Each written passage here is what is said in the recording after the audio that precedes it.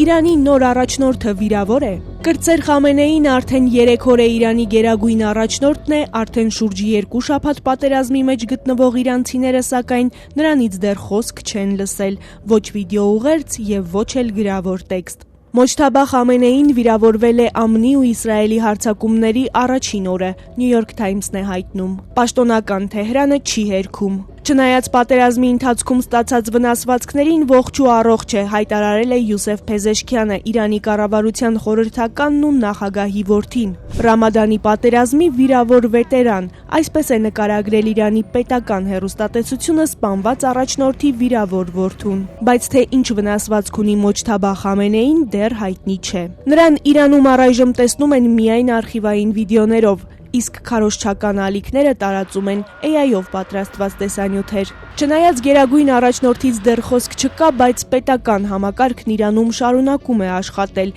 Իրանի ու ԱՄՆ-ի պատերազմին զուգահեռ։ Նախագահ Թրամփը խոստացել էր, այն շատ շուտով կավարտվի։ Սպիտակ տան խոսնակը սակայն օրերս ասել էր, ռազմական գործողությունները կավարտվեն, երբ նախագահ Թրամփը որոշի, որ ռազմական նպատակները կատարված են, եւ Իրանը այլևս սպառնալիք չէ ԱՄՆ-ի ու նրա դաշնակիցների համար։